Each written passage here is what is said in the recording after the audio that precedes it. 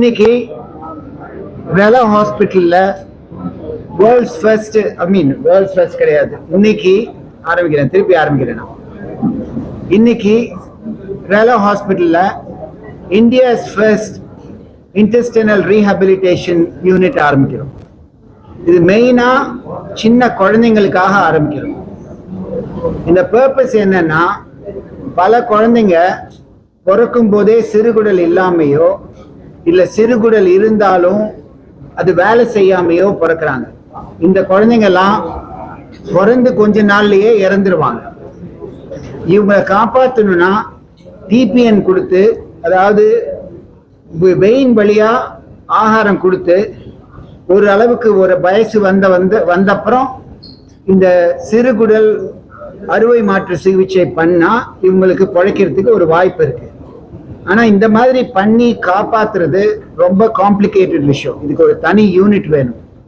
அதுக்காக தான் டாக்டர் நரேஷ் சண்முகம், இவர் பீடியாட்ரிக் கேஸ்ட்ரோஎன்ட்ராலஜிஸ்ட் அண்ட் ஹெப்படாலஜிஸ்ட். இவங்களுக்கு ஒரு இன்ட்ரெஸ்ட் இருக்கு இந்த இன்டெஸ்டினல் ரீஹபிலிட்டேஷன்ல.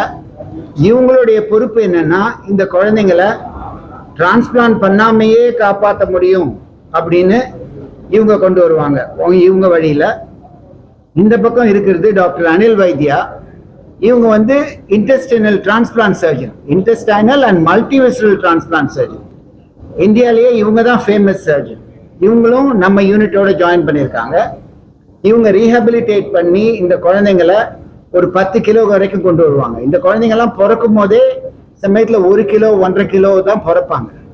இவங்க 10 கிலோ வரைக்கும் கொண்டு வந்துட்டு அவங்களால சாப்பிட முடியுங்கிற ஸ்டேஜ் வந்துச்சுன்னா இந்த குழந்தைங்க நார்மல் ஆயிடுவாங்க.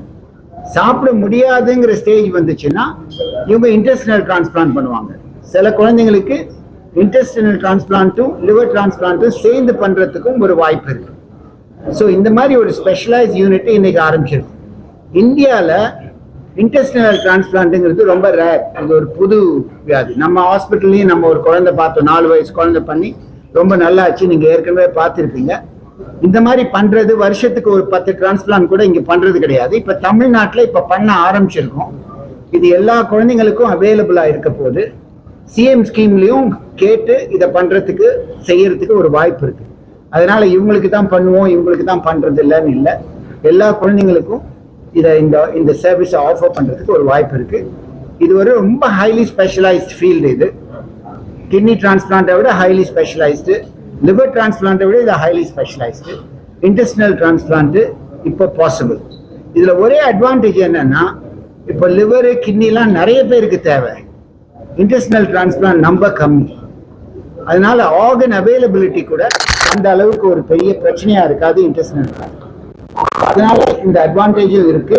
இதெல்லாம் உபயோகப்படுத்தி இந்த குழந்தைங்களுக்கெல்லாம் காப்பாற்றுறதுக்காக தான் இந்த யூனிட் ஆரம்பிச்சோம். நன்றி.